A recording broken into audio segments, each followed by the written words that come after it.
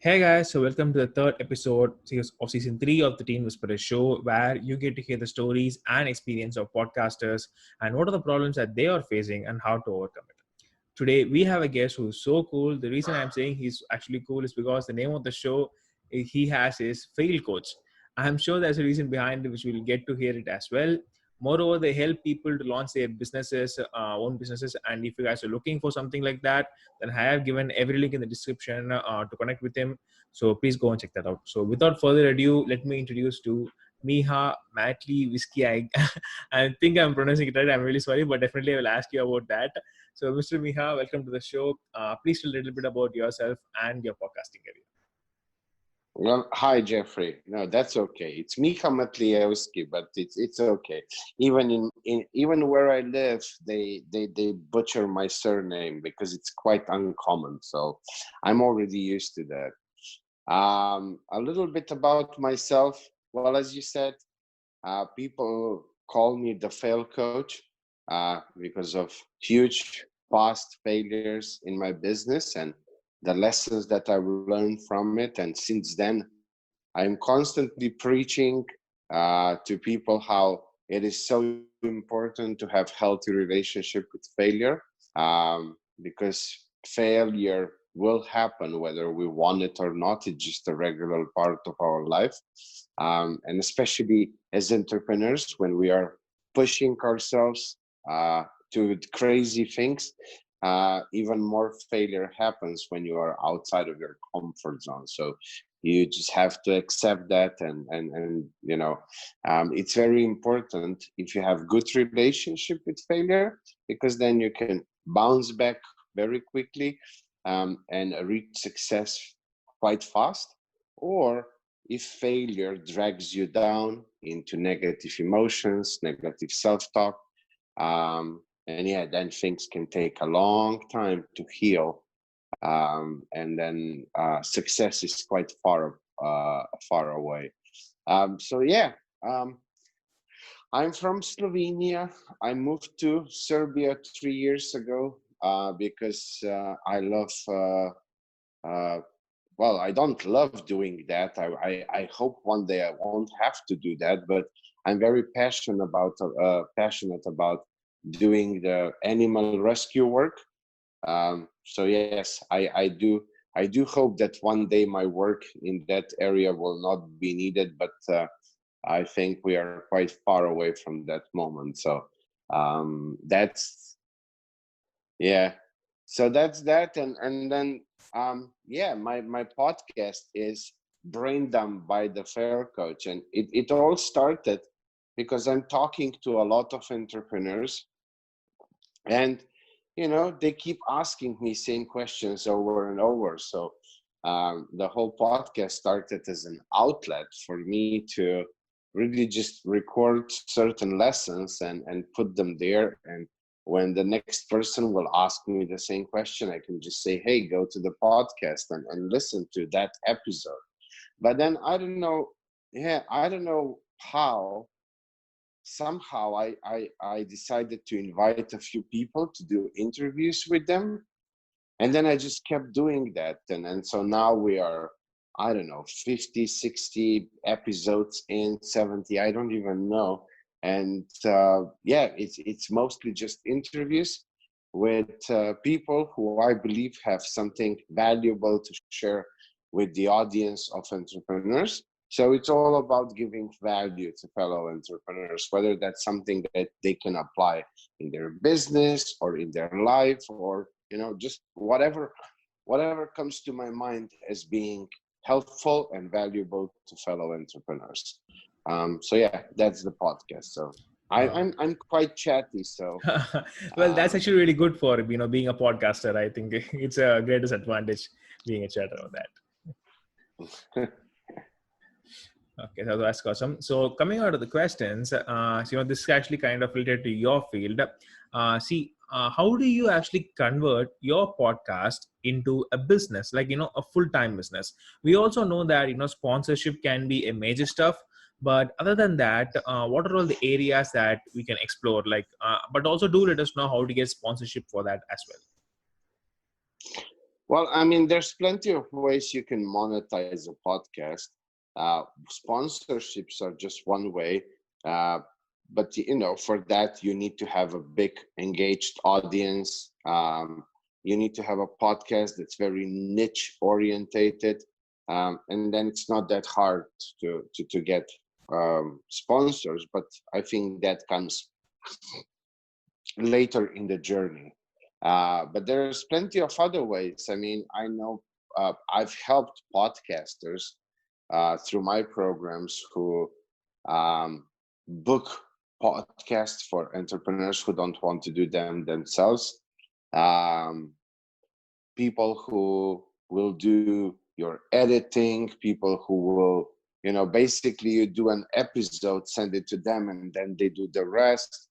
And also, doing the podcast is a great way for networking. And I guess that's how the whole thing uh, helped me in a little way. I didn't do any of the other monetizations, and even this one, it really didn't happen mindfully, like, oh, I want to monetize. I'm really just concerned to bring interesting people in front of my audience. But I do the pre-interview quick chat, and then when we record the podcast, we have a few minutes to chit chat in the beginning, in the end. And so with certain people, you see that you vibe very well, and you just continue having the relationship. And often they have podcasts as well, and then they invite you to their podcast and so on. And so you have quite a few different opportunities to be in touch with them, to chat with them, and a relationship can form. And then you never know um, when that relationship can turn into, and it doesn't have to be direct business. I don't think I ever made any direct business with anybody. It was more, when they needed something, and maybe I was able to suggest somebody from my network, and they would send me an Amazon gift card or something like that. Or some people say, "Oh, I want to send you, your referral fee," if they have something like that. Or they connected me with somebody, or with their audience, or maybe they have like a little mastermind where they teach one thing, but that audience could benefit from the things that I teach as well. So it was all sorts of different collaborations that came out of that. But yeah, um, there's plenty of opportunity for podcasters to you just need to really understand what do you want. I mean, for me, like I said, it happened more just naturally without me deliberately wanting to do that. But um, you know I'm already in a place where I don't need to be so deliberate about that, because I'm doing well with my coaching anyway. So it's not like, oh, I need a whole lot of new clients. But if I would be very deliberate with how I do things. I would maybe be even more strict on how I do my process, and like just more deliberate on that. And yeah, I know people who they look to interview people who are their target market, and then after the interview they're having a quick sales conversation. So plenty of different opportunities. Yeah, and how will you actually, when you're you're talking about podcasting, is kind of actually networking stuff, and when you're actually approaching an interviewee or a guest or something like that, how to not make that interview guest call as a sales pitch? Because sometimes people always, like you said, after the interview they will pitch something like I am selling this, so if you're interested you can do that. So how not to make it as a sales pitch than like providing value? So what's your take on that? Well, I mean, it's easy. You just don't sell if you don't want to, come off salesy. I mean, in my opinion, um, trust has a very big role.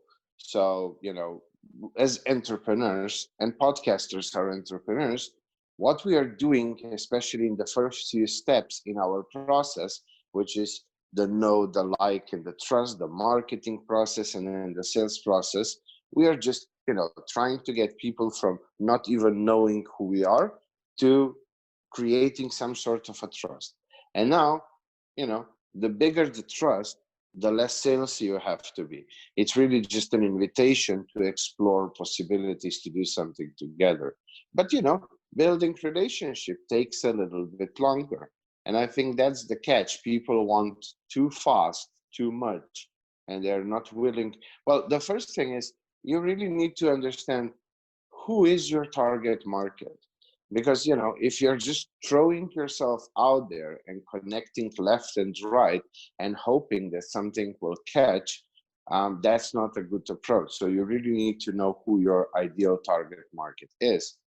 And then, you can either interview your ideal target market, or you can interview people who are connected with your. So let's give an example. I'm a business coach. So,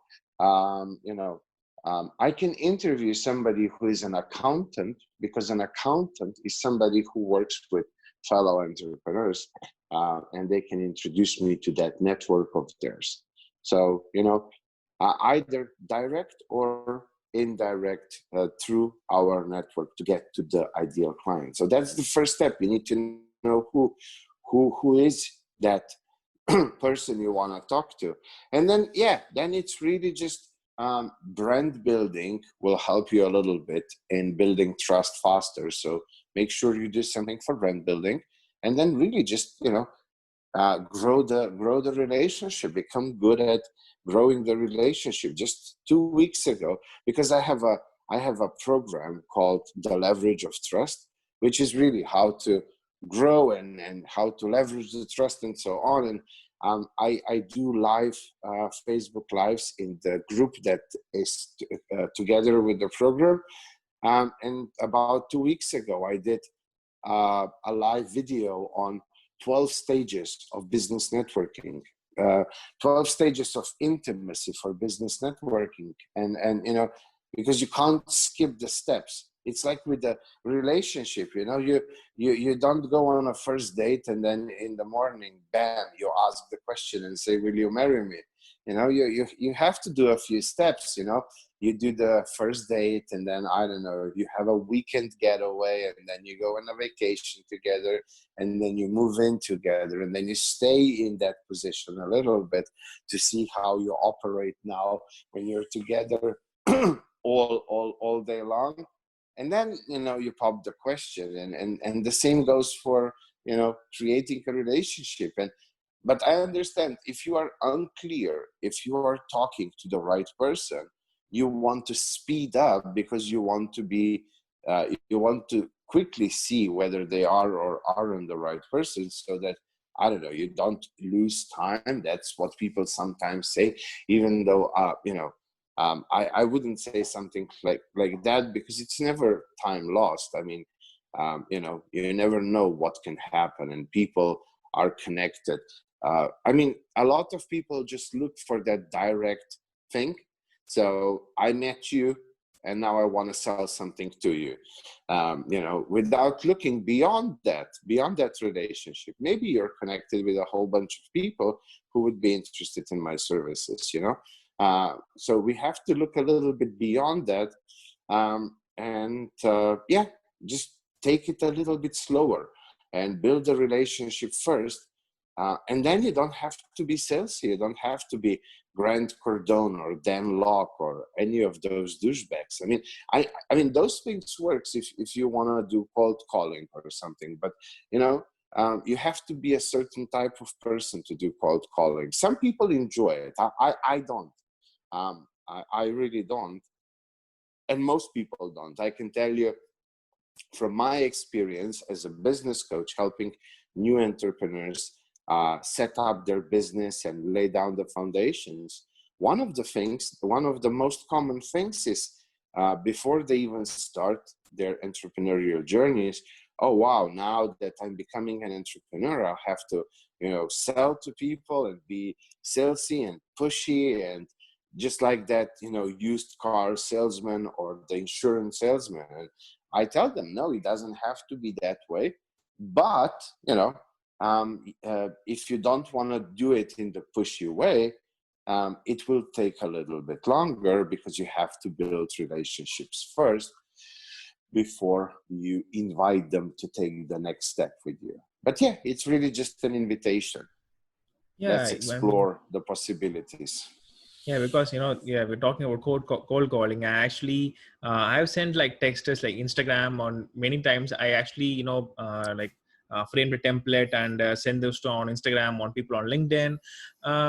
Sending those, actually I kind of hated it myself. I mean, if I received that, obviously I wouldn't take the call up, because people kind of hate salespeople nowadays, because when they're trying to, it's like not they're trying to solve a problem more than actually just buy my product, just get it from me. It's like the COVID-19 is like, yeah, get it from me, get it from me. Things like that is happening. So that's one of the I know. reasons.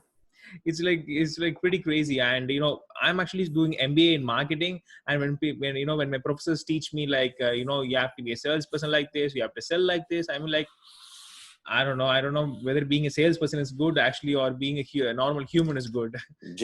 Jeffrey, so like I've been in business for the past 23 years.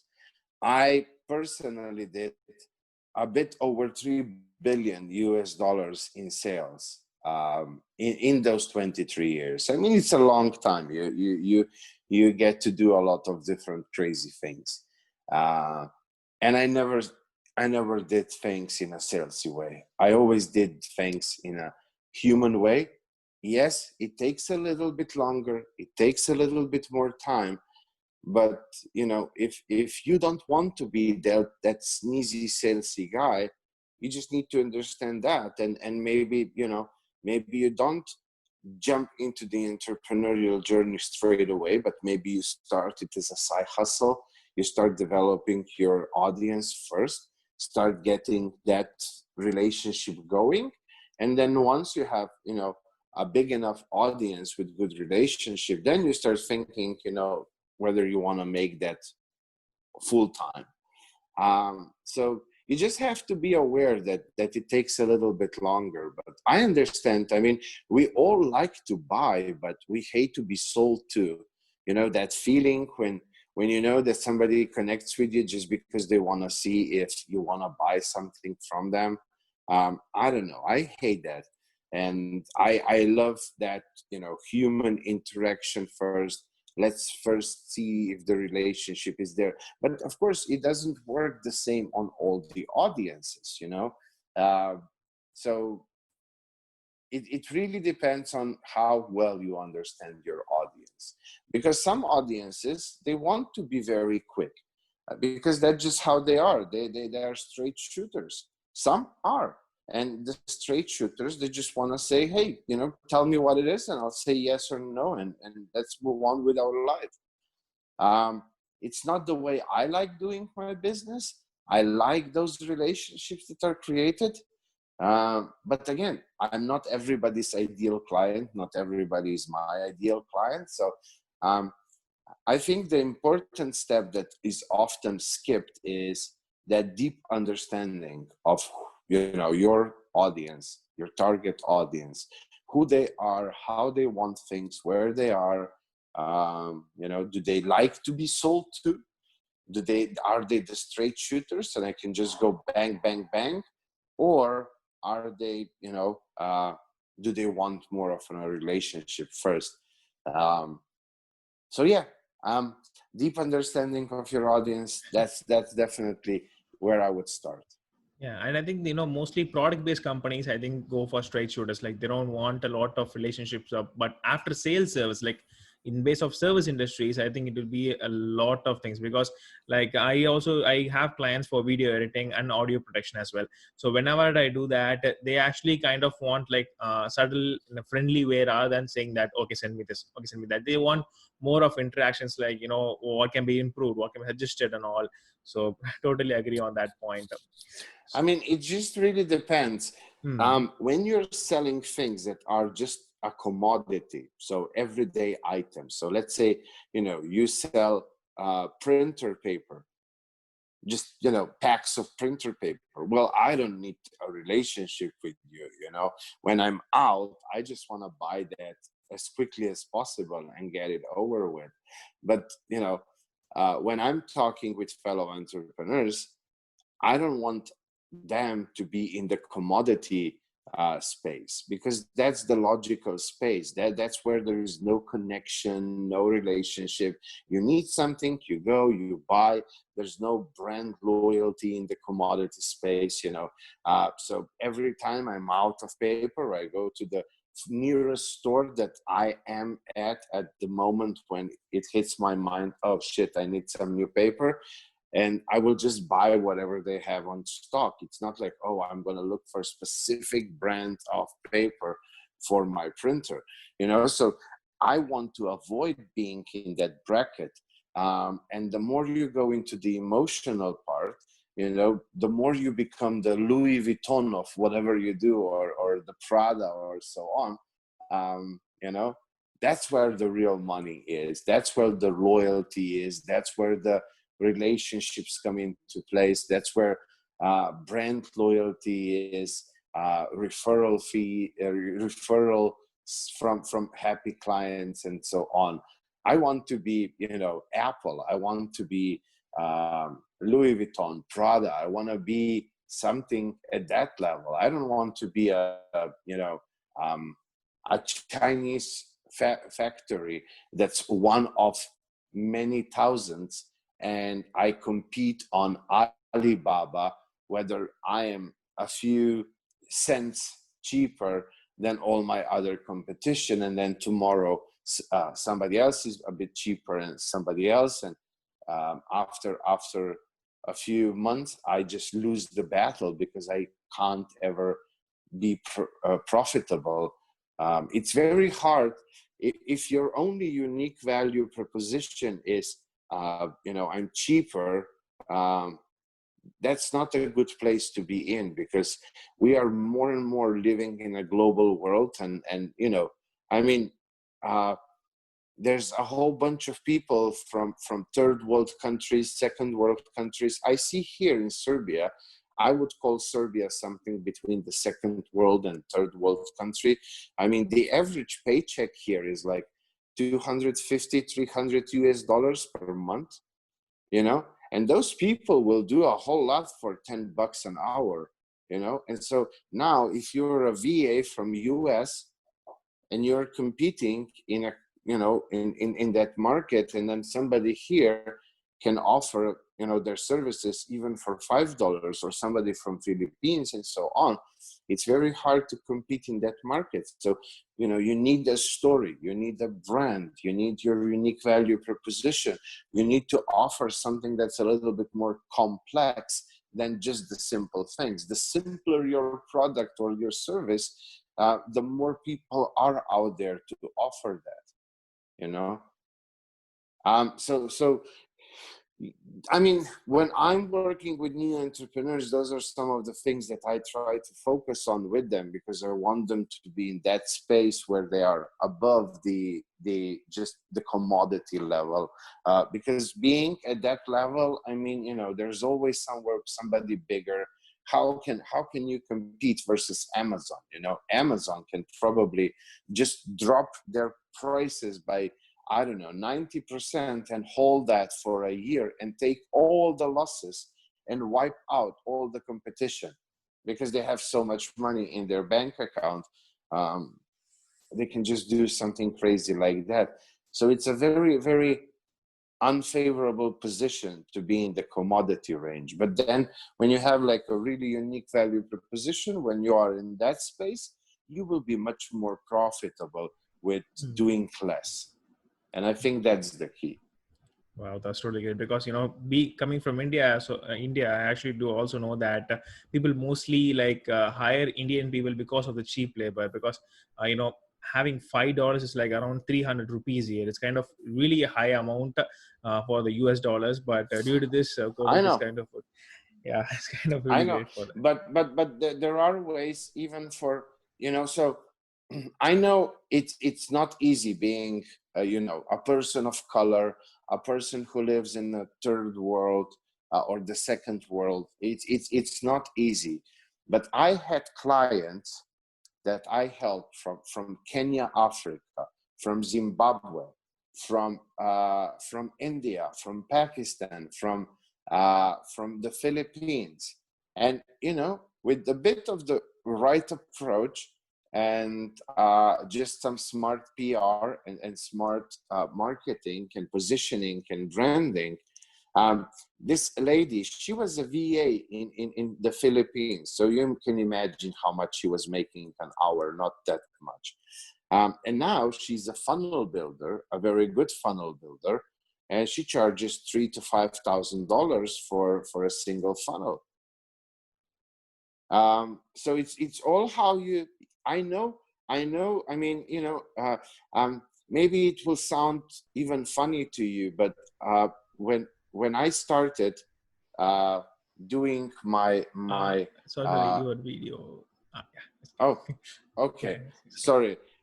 So it might sound funny to you, but when I started my online journey, I was oh, what's happening here? So when I started my online journey, I was I had a very, very strong accent. I'm coming from Eastern Europe, so I had almost like a Russian mafia mobster guy kind of I was about accent. to ask the question: Are you Russian or not? I was about to, but I was really afraid that I don't know what will happen because of that. No. But I mean, it is what it is. I had a very thick accent. I know that I still have one. It's much better now than what it was.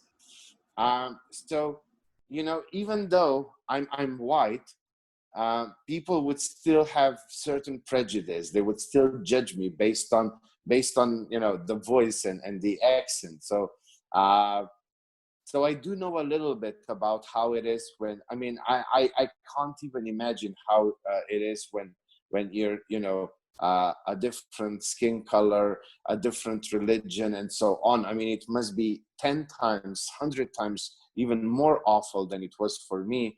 But it can be done. It can be done. That copywriter from Kenya, he went from making $200-300 a month, which was already a good thing for Kenya, but he went to making $6,000, $7,000, $8,000 a month, and then he said that he wants to build schools in Kenya for young people to learn about copywriting and how to do different things online. But it was all about PR, positioning, yes, like sometimes, you have to, I don't know, put on some, more fancy clothes and go to a hotel lobby and make a few photos there. And you have to be a bit more careful what you put on your timeline, especially if your target market is different than who you are. So if you're an Indian serving an Indian market, that's a different thing. But if you're an Indian who wants to serve the US market or Canadian market and so on, you need to, polish yourself a little bit up. I know it's a bit against what some gurus are saying, be yourself and just be your crazy self. But that thing, I think, ends when you have certain adversities. So you have to try harder to get the same attention as somebody from the US. It doesn't work any other way, at least not that I know. And I'm very sorry that it has to be like that, because I really hate that we live in a world like that when the color of your skin really matters, or your religion, or your sexual orientation, or whatever. I mean, in my eyes, everybody's just human beings, and you are either a good human being or you are a douchebag, and that's the two criteria. If you're a good human being, I don't care about your religion, your color, or whatever. But unfortunately, the world is judgmental, the world is racist, the world is biased, the world is prejudiced, and so on. And because of that, when you are an Indian guy trying to do business with the Western world, you have to do more, try harder, and all of that to achieve the same results as a white person would. But it can be done with some good PR, with some good marketing. It can be done. Things can be done. You have to be very mindful what you post on your personal profiles. You need to be mindful what kind of pictures you take. You know, just like this lady from Philippines. Those Southeast Asians, they look so much younger than they are. I'm so jealous. They have this amazing gene. They all look 20 or even younger. I don't know. I would love to look 20. So yeah, they look very young. And, you know, very young, if you're trying to work with businessmen, they might be judgmental. They want somebody who's more mature. But she was 30 years old. So she had to really put some clothes on to look a bit older, a bit more businessy. And then, you know, all her photos were, you know, with friends, having fun, with boyfriend and so on. But if you're using your personal profile, and I don't think in these days you can avoid using your personal profile, because personal branding is so much more important than company branding. And so she had to start posting different things. I said, go to a hotel. You have some nice hotels in Philippines. Sit in a lobby, order a cocktail or something that's in a fancy glass, and you know, have your friend take a few photos, you know, so that you look in a business environment and so on. Try to come up with, you know, a friend or two who has an office that's decent looking, or maybe go to a co-working space. I mean, just find things that don't look Philippine. And yeah, she did that. She did that. She changed her strategy, what she posts, and so on. And now people don't hit on her. People don't treat her like a baby. People don't treat her like somebody from Philippines who will work for peanuts. They respect her. They respect her work. And now, you know, she has testimonials already and so on. Now it's easier and easier. And so slowly she will be able to, you know, say, fuck it, I'll just be what I am, because her testimonials with bigger clients will start speaking for her. But that initial part, yeah, you have to be a bit more mindful about it. Yeah, the process of getting there is actually something that we have to do, adopt, and sacrifice a lot, I think so. That's totally great. So this is one final question before ending up, is that what is the best tip, you know, in the world, according to you, you would give it to a fellow podcaster in order to grow? Um, to a fellow podcaster, Yeah. focus on the audience. I mean, at the end of the day, audience is everything. If you give them what they want, they will give you what you want. If you give them good quality content, if you give them content that they really want. So if you're too much left and right, in a way, how I am, because, you know, I have all those general kind of team. I'm not specific in anything. It's just business in general. But then it's much harder to, you know, find regular listeners, because somebody might be interested in this episode that's, I don't know, on marketing, but then this one is on sales and they are not interested in that. So yeah, it's a bit harder. But, you know, I don't do it because, you know, I want that to be the next #1 podcast in the world. I really just enjoy doing it the way I do. And my audience already knows me. And I guess because of that, they listen to it anyway. I started podcast much later in the journey, where I already had a lot of audience. And so then, you know, it's easy to get your audience across, or easier. But yeah, if podcasting is all you do, if that's something you see yourself making a living into, the better your podcast does, the better your referrals will be, and whatever you do. And so just focus on the audience, talk to your audience, jump on calls with your audience, just a few times a week. Just take a few minutes here and there, and if somebody comments on a podcast that when you put it out, jump on a call with that person. Go figure, what they enjoyed, what they didn't, how long they listened. Like, just be curious, and create relationships with your audience, because your audience will then give you all you need. At the end of the day, everything is human to human. At the end of the day, any money that we get comes from human beings. And it's only if you give them what they want, they will give you what you want. Oh, that's a really nice one. I'm going to quote on that if someone asks me. Thank you. That's a really nice one. Okay. So, before cutting on to this, anything that you want to ask me? Not really. I mean, you were introduced to me by our Agnes. mutual friend, Yeah. Agnes. Agnes is a very dear friend of mine, and whoever she introduces, whoever is friends with her, is friend of mine. I'm honored. So I'm totally honored. I just wish you, all the best on your journey. This is the third season, if I caught it correctly. Yeah, Am I right? exactly. Yeah. So to many more seasons, and to a lot of future success with everything that you're doing. And just that. Wow, that's really so nice of you. So thank you so much, guys. I have linked everything in the description for you to connect with him. You heard his stories, you heard his client stories. Like, he's totally amazing and so cool to accept my invitation. So make sure you check that out. And thank you so much, Miha, for connecting. And I'll see you guys in the next podcast. Thank you so much.